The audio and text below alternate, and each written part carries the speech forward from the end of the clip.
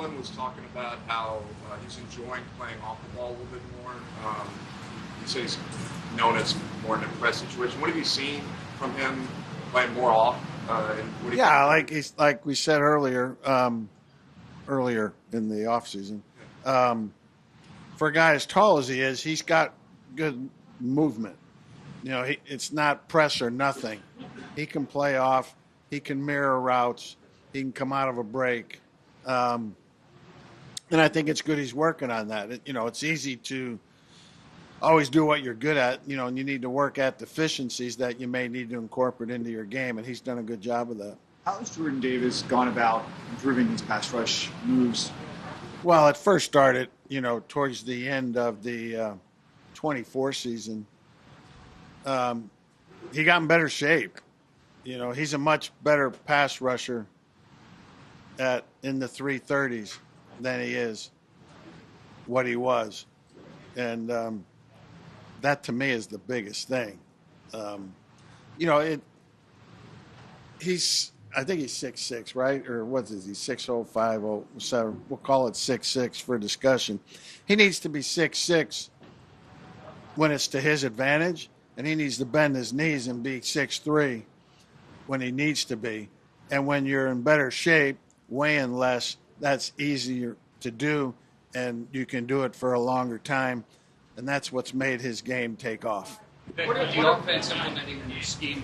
Do you work with them at all? What's that? With the offense implementing a new scheme, right? Do you work with them at all where they ask you to give certain looks during the course of practice, or? Yeah, we do that with each other. Where I'll give them what they're looking for, and vice versa. What are your early impressions of Ebiketie on the edge? He's made nice progress here. I think coming in the offseason in the 6 OTAs we had, it was kind of new to him. He was hesitant, not sure.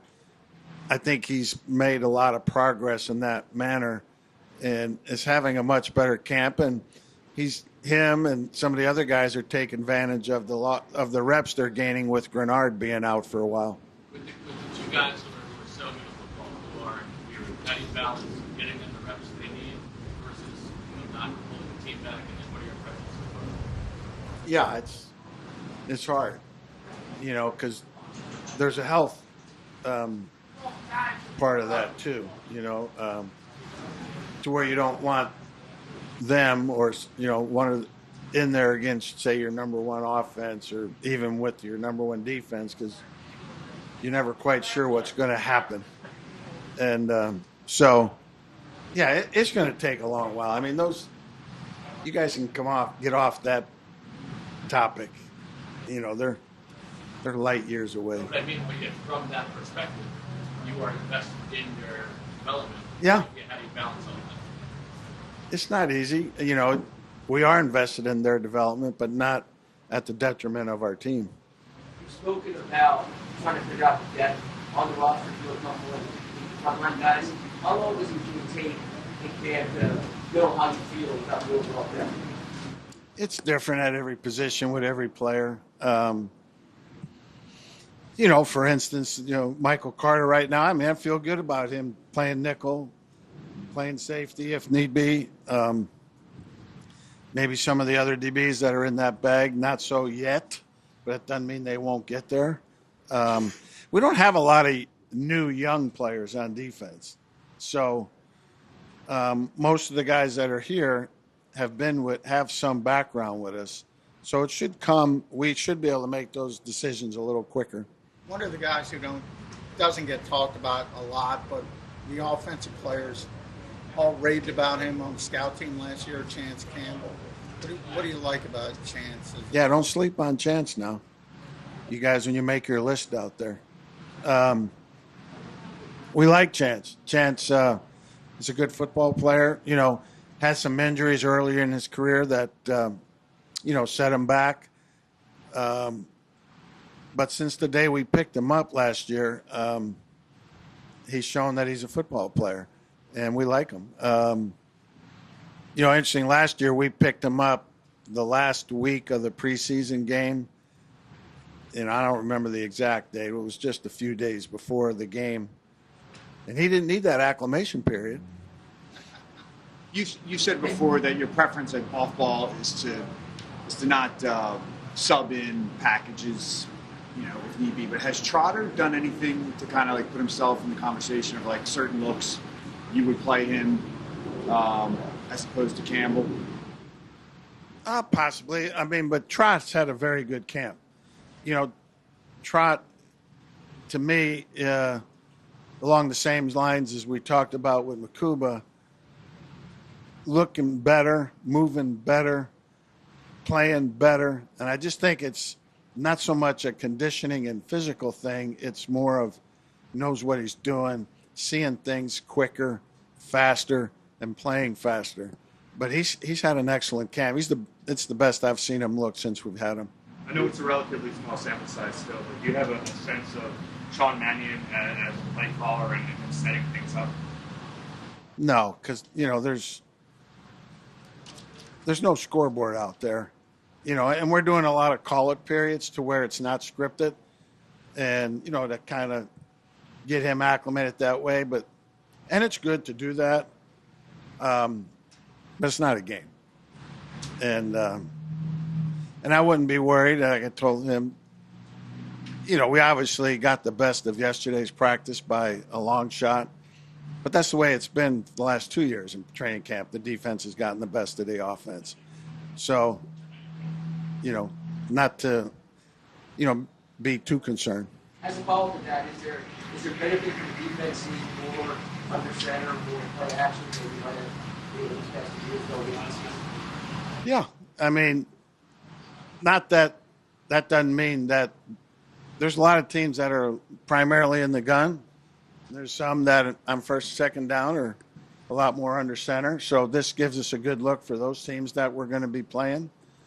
So it's a good mix. We're still in the gun some out there on the early downs, and it does give us a good perspective and mix in practice that we probably haven't had the last couple of years.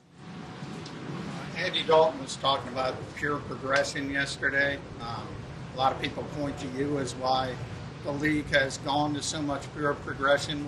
How does that differ, as much as you can talk about it, from the old school? What do you mean? What kind of progression? Pure progressions. You just go 1, 2, pure. Oh, from the quarterback standpoint? Yeah. I don't know. We're always hopeful of making the quarterback progress, not always have the first read, which is not always possible.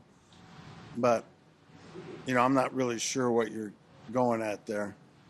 Well, a lot of people give you credit for why so many offenses run that way compared to the old school coverage reads. Yeah. I'm not sure how or if I want to answer that.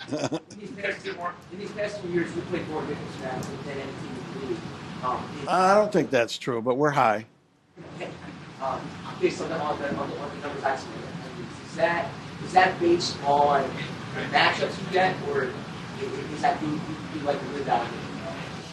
Well, first off, the whole league as a whole is playing a lot more nickel, and there's many reasons for that. The biggest being the fullback has disappeared in the NFL, and he's been replaced by a third wideout or a second tight end who's a good receiver. So they're splitting out people more from the core of the formation than they ever used to. So that's one of the main reasons for playing more nickel. In 24, we played a lot of nickel one because I thought it put our best combination on the field whenever we could, and to a certain degree last year also. But I do kind of sense that the league is coming back a little bit.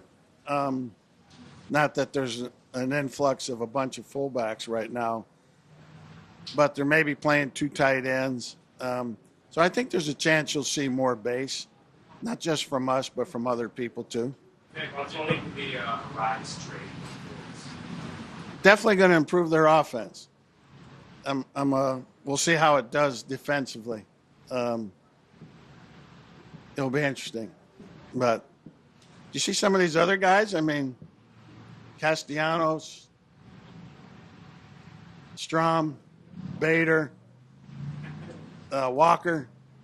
Man, Thompson did a hell of a job with managing those guys through to the playoffs last year. All right, thanks everyone. That's up to you.